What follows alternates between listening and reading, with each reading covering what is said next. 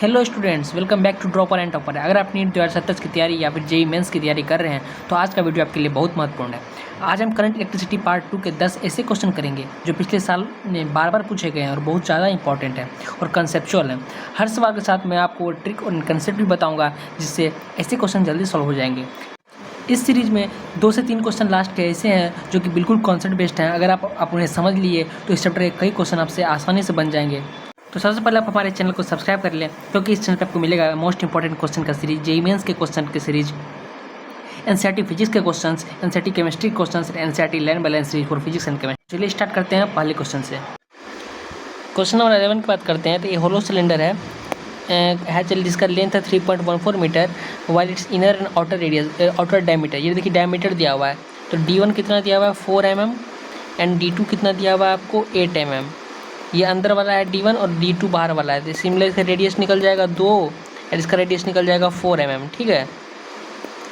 आमतौर पे तो हम बात करते हैं कि इस कोई भी कंडक्टर का बात करते हैं तो वो इस टाइप सॉलिड ही रहता है। ठीक है, वो सॉलिड ही रहता है इसके अंदर। लेकिन ये जो क्वेश्चन है इसमें बोला गया कि एक हॉलो सॉलिड है मतलब अंदर में तो हॉलो है, ठीक है, लेकिन बाहर में थोड़ा सा ये सॉलिड है। मतलब क्या, ये वाला हो गया, ऐसे कर लेते हैं, ऐसे मान लेते हैं इसको। ठीक है, ऐसे मान लेते हैं, इधर से भी है, इधर और इधर से, इस टाइप से है। तो इसमें यहाँ पे बोला सेंटर हम तो दोनों रेडियस दिया हुआ था, दोनों रेडियस कहाँ से निकलेगा, तो सेंटर इसका ये हुआ। तो यहाँ से अगर के यहाँ तक जो इसका R1 आ जाएगा और यहाँ से लेकर के इसका यहाँ तक बाहर पूरा बाहर तक इसका R2 आ जाएगा। अब आगे क्वेश्चन पढ़ते हैं।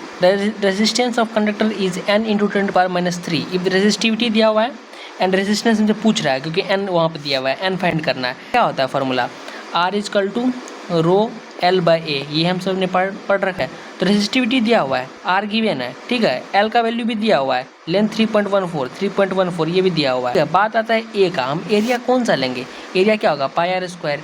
तो R यहाँ पे कौन सा लेंगे, R1 लेंगे या R2 लेंगे, ये मेन प्रॉब्लम है। तो R1 दोनों के बीच का स्पेस कर लेंगे, तो क्या करना पड़ेगा, ρl/a को पाई को कॉमन ले लेंगे, R2 का स्क्वायर जो बड़ा वाला है उसका स्क्वायर माइनस जो छोटा वाला है उसका स्क्वायर ले लेंगे।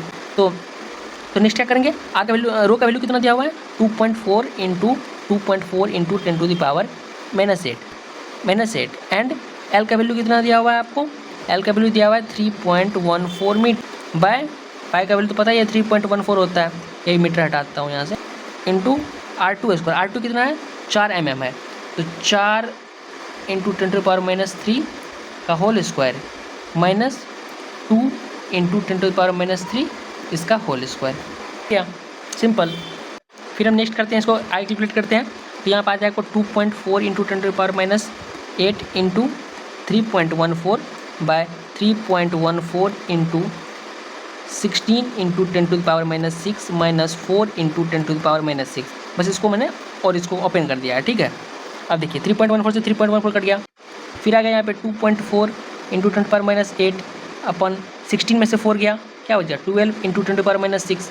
ठीक है, यहाँ से 12 से ये 2 गया, तो 2 × 10⁻², यही हो जाएगा आपका रेडियस।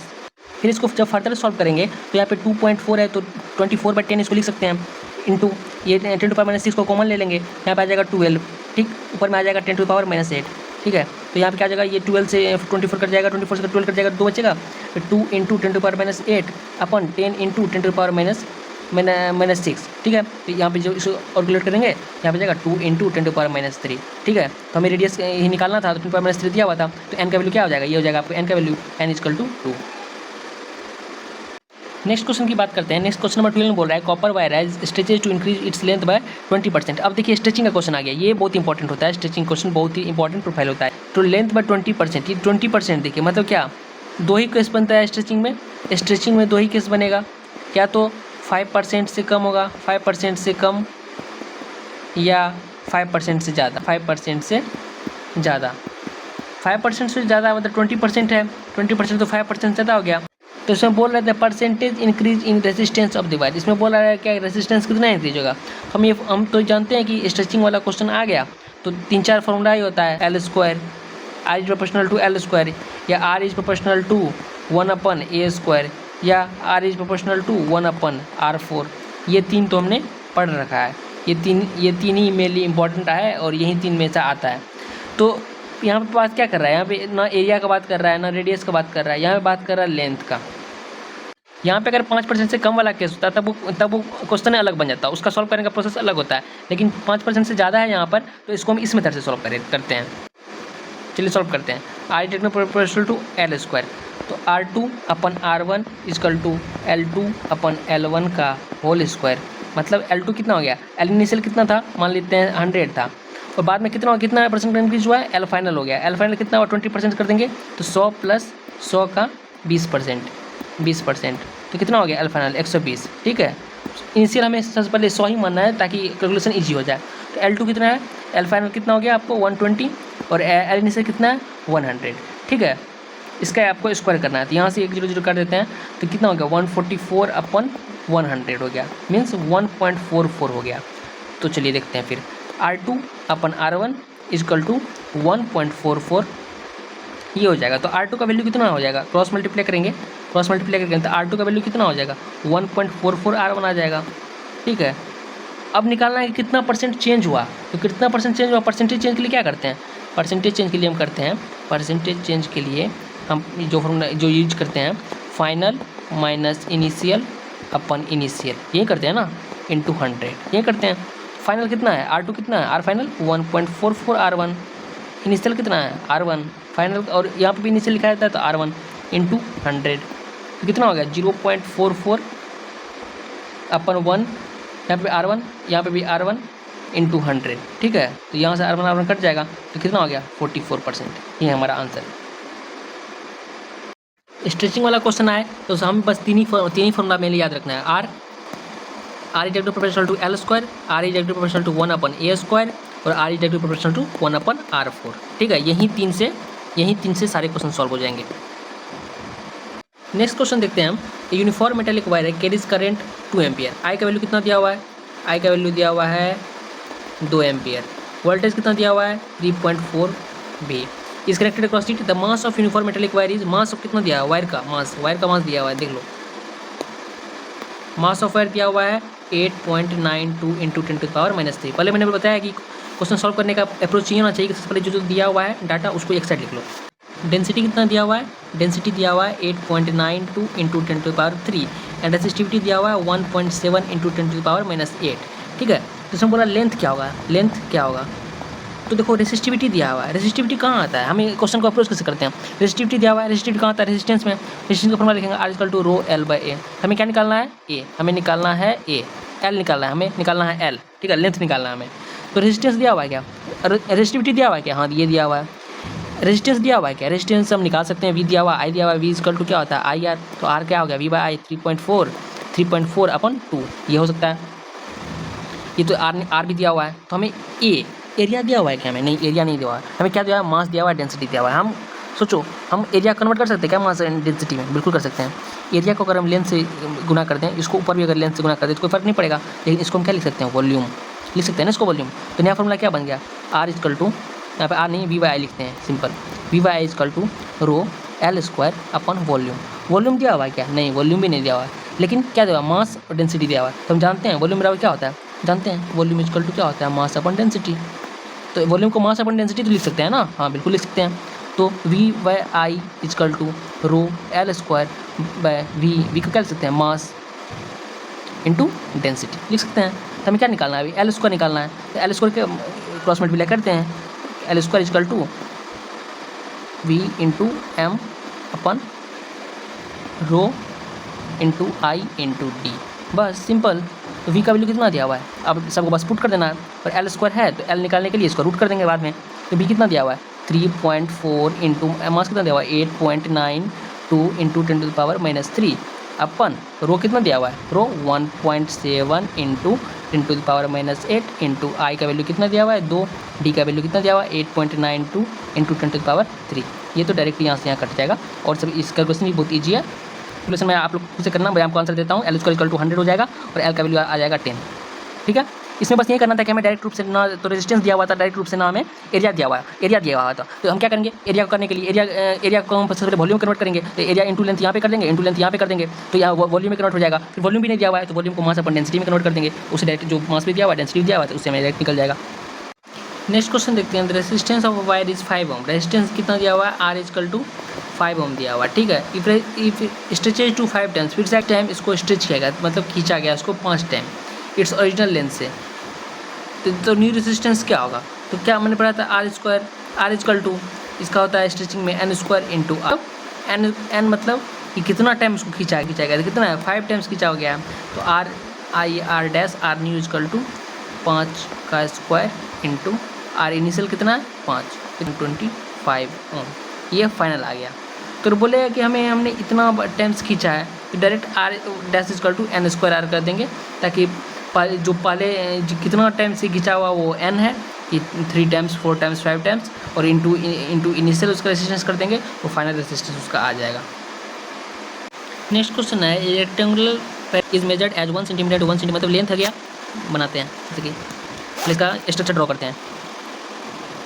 कुछ इस तरह का बनेगा, ये एक क्यूबाइड टाइप का बनेगा, क्यूबाइड टाइप का, ये इस तरह से इसका इसका स्ट्रक्चर बनेगा, एंड इस तरह से बनेगा, ठीक है, ये बन रहा है। तो क्या बोल रहा है कि इसका लेंथ कितना दिया हुआ है 1 सेंटीमीटर, इसको मैं अलग से लिखता हूँ इसको, ये दिया हुआ है, इसका लेंथ दिया हुआ है आपको 1 सेंटीमीटर, ये इसका विड्थ दिया हुआ है आपको भी इधर भी 1 सेंटीमीटर, लेकिन इसका हाइट कितना दिया हुआ है, हाइट दिया हुआ है आपको 100 सेंटीमीटर, ठीक है, ये 100 सेंटीमीटर दिया हुआ है। तो क्या हो रहा है, फिर स्पेसिफिक रेजिस्टेंस रो का वैल्यू कितना दिया हुआ है 3 × 10⁻⁷ then resistance between two opposite rectangular face. Opposite face कौन सा हुआ है, अपोजिट फेस तो ये वाला हो गया, मैं आपको बना कर दूँ इसका, तो ये वाला जो है, ये वाला इसका, ये जो है ये एंड ये इसका अपोजिट फेस हो गया ना, बिल्कुल एक दूसरे का अपोजिट है। इसका बोल रहा है इस दोनों के बीच का रेजिस्टेंस हमें पता करने के लिए, तो रेजिस्टेंस फॉर्मूला क्या होता है, R equal to rho L by A. Length किसका, दोनों के बीच का डिस्टेंस कितना है, दो अपोजिट फेस के बीच का डिस्टेंस कितना है 1 सेंटीमीटर, तो रो कितना पहले 3 × 10⁻⁷ इंटू लेंथ 1 सेंटीमीटर मतलब 1 × 10⁻²। एंड बात है एरिया किसका लेंगे, एरिया तो उसी का लेंगे ना जो फेस का एरिया है, तो पहले एरिया क्या होगा, लेंथ इंटू विड्थ, तो लेंथ कितना है इसका 100 सेंटीमीटर, तो विड्थ कितना है 1 सेंटीमीटर, यहाँ का 1 है, यहाँ का 1 है, तो यहाँ का भी तो 1 होगा ना, यहाँ का भी तो 1 सेंटीमीटर होगा ना, तो एरिया तो ये वाला और ये वाला हो जाएगा, ठीक है। तो इसका एरिया क्या हो जाएगा, एरिया आपको हो जाएगा 100 × 10⁻² इंटू 1 × 10⁻², ठीक है। तो ये यहाँ से यहाँ ये कट जाएगा, फिर क्या बचेगा आपको 3 × 10⁻⁵/100, तो और हो जाएगा आपको ये 3 × 10⁻⁷ आंसर, ओम आंसर हो जाएगा आपका, ठीक है, यहाँ पर आ जाएगा आपको 3। Next wire of resistance 160 ohm, R initial कितना है, आर इनिशियल है 160 ओम, ठीक है। मेल्टेड है, इसको मेल्टेड किया गया and drawn in wire of 1/4 of its length. तो कितना टाइम लेंथ का, पहले था एक्स था तो बाद में कितना हो गया, इसका 1/4 इसको लेंथ को खींचा गया, ठीक है। तो आर डैश इक्वल टू, मैंने पहले ही फॉर्मूला बताया था एन स्क्वायर इंटू आर। ये कितना चेंज हुआ वो है, एन क्या होता है कितना चेंज हुआ, कितना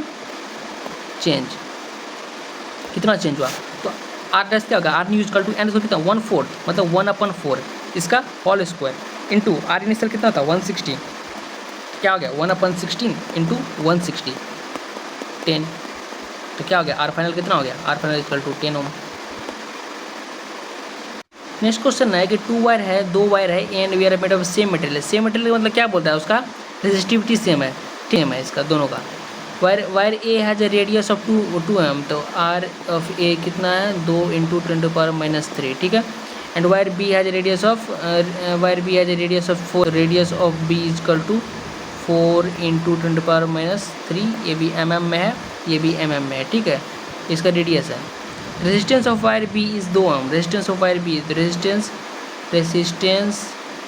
इक्वल टू 2 ओम। तो रेजिस्टेंस ऑफ ए पूछा है, रेजिस्टेंस ऑफ ए पूछा है, क्या होगा ये ना, रो तो दोनों का सेम है, rho of A equal to rho of B है, ठीक है। रेडियस दिया हुआ है वो। हम रेजिस्टेंस का फॉर्मूला जानते हैं क्या, are equal to row L/A, यही होता है ना, are equal to row L/A। तो मैं रो क्या दिया हुआ है, रो कांस्टेंट है। लेंथ के बारे में कोई बात नहीं किया गया और एरिया के बारे में भी कोई बात नहीं किया है। हाँ, एरिया के बारे में बात क्या है, और जिसका जो रेडियस दिया हुआ है, एरिया के बारे में बात किया। ऑफकोर्स सबसे पहले हमने कौन है यहाँ से लेंथ को एलिमिनेट करना है। जब तक लेंथ एलिमिनेट नहीं होगा तब तक हमें जो है ना रेडियस के बारे में, रेजिस्टेंस के बारे में पता नहीं चलेगा, ठीक है। तो इसको एलिमिनेट करने के लिए हम क्या करेंगे, इसको भी अगर हम ए से गुना कर देंगे एरिया से, इसको भी अगर हम एरिया से गुना कर देंगे तो ये तो वॉल्यूम बन जाएगा, ये तो वॉल्यूम बन जाएगा ना, और यहाँ पे ये एरिया का स्क्वायर बन जाएगा, तो एलिमिनेट हो गया लेंथ। तो R equal to rho volume into area का एरिया का स्क्वायर, ठीक है।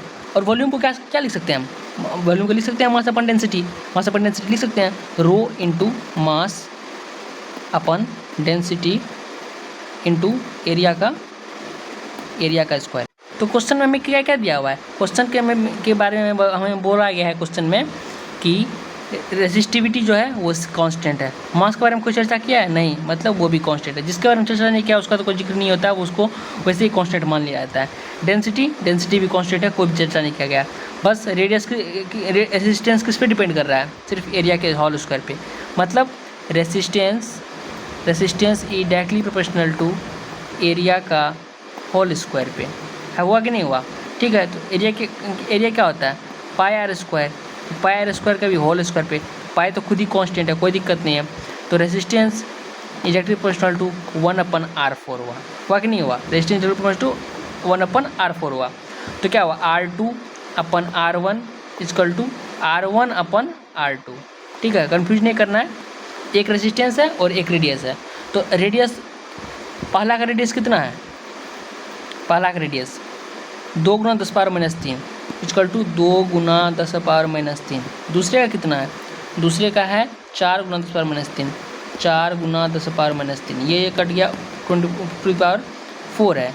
तो क्या हो जाएगा यहाँ पे 2 × 2 × 2 × 2 4 × 4 × 4 × 4, यहाँ पे आ जाएगा आपको 16/16 × 16 को लिख सकते हैं, ये कट गया। तो R2/R1 इक्वल टू 1/16। लेकिन आंसर नहीं आया अभी तक आंसर नहीं आया। आंसर आने के लिए हमें क्या दिया हुआ, एक का तो रेडियस दिया हुआ था ना, रेजिस्टेंस दिया हुआ था ना 2 ओम, तो किसका दिया हुआ था R2 का दिया हुआ था 2 ओम, इसका 2 ओम दिया हुआ है। तो 2/R1 इक्वल टू 1/16, तो R1 इक्वल टू 32, यही पूछा था ना रेजिस्टेंस, फर्स्ट वाले का रेजिस्टेंस क्या होगा, तो 32 ओम। क्वेश्चन नंबर 19 देखते हैं, wire of resistance R and radius, resistance कितना दिया हुआ है, रेजिस्टेंस कैपिटल R, रेडियस क्या दिया हुआ है स्मॉल r। स्ट्रेच, फिर स्ट्रेच चला आ गया, 3 चीज़ याद करना है स्ट्रेचिंग में, R is directly proportional to L square, R is directly proportional to 1/r4 और R is directly proportional to 1/a², यही 3 चीज़ याद रखना है, ठीक है। किसका बात करा है, रेडियस का। तो रेडियस का बात करा है, कौन सा फॉर्मूला लगेगा, ये वाला फॉर्मूला लगेगा, ये वाला, ठीक है। अभी बस देखिए, बस इतना ही पढ़ के मैंने समझ लिया कि बस ये वाला फॉर्मूला लगेगा। If new resistance of the stretch by XR, तो R फाइनल के बारे में पूछा है मेनली, रेजिस्टेंस फाइनल का क्या होगा। तो resistance directly proportional to 1/r4, तो R2/r1 equal to R final upon R initial power 4।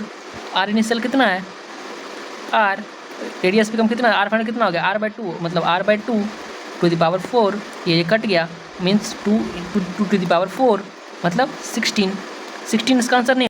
तो क्या हो गया R2/r1 इक्वल टू 16, तो R2 की कितना हो गया 16R1, इसी को बोला गया था R2 इक्वल टू XR1, तो X इक्वल टू क्या हो गया 16, सिंपल आंसर आ गया। ये क्वेश्चन जो है, ये क्वेश्चन बेसिकली ये NCERT का क्वेश्चन है, ये NCERT का क्वेश्चन है, ठीक है। तो इसके में बोला गया कि कौन सा most suitable for use by resistors के लिए, रेजिस्टर्स के लिए कौन सा होता है। तो रेजिस्टर्स के लिए जो भी होता है उसका एक आ गया, इसका नाइक्रोम का मटेरियल आ गया, दूसरा आ गया कि मैंगनीन जो होता है, मैंगनीन ये भी रेजिस्टेंस का होता है। तो NCERT में डायरेक्टली तीनों चीज़ का डायग्राम दिया हुआ है, जैसे कि ये वाला हो गया, तो ये है आपका नाइक्रोम, ये एक तरह से ये एक रेजिस्टर है, इसका हो गया। ये वाला जो है इस टाइप का जो बनता है, ये कंडक्टर के लिए बनता है, मतलब जैसे कि मेटल, ये कॉपर का, NCERT में दिया हुआ है ये कॉपर का, मतलब ये मेटल का रेजिस्टिविटी के साथ और टेम्परेचर का इस तरह से बनता है, अपवार्ड बनता है, ठीक है। इसको कहते हैं सेमी कंडक्टर का, इसको कहते हैं मेटल का से कॉपर का, और इसको रेजिस्टर का कहते हैं नाइक्रोम वायर, मैंगनीन हुआ ये सब का, ठीक है। और ये किसी चीज़ का नहीं है, तो इसका आंसर क्या हो जाएगा, इसका आंसर हो जाएगा ये वाला। अगर आपको आज की वीडियो आपके लिए हेल्पफुल रही है तो इसे अपने दोस्तों के साथ ज़रूर शेयर करें जो नीट 2027 या फिर JEE मेंस की तैयारी कर रहे हैं। अगर आपने अभी तक चैनल ड्रॉपर एंड टॉपर को सब्सक्राइब नहीं किया है तो सब्सक्राइब करें, बेल आइकन दबाएं। इस सीरीज में हर चैप्टर के ऐसे 10 मोस्ट इंपॉर्टेंट क्वेश्चन आने वाले हैं जो कि नीट 2027 या फिर JEE मेंस के लिए बहुत ही ज़्यादा इंपॉर्टेंट होने वाले हैं। मिलते हैं अगले वीडियो।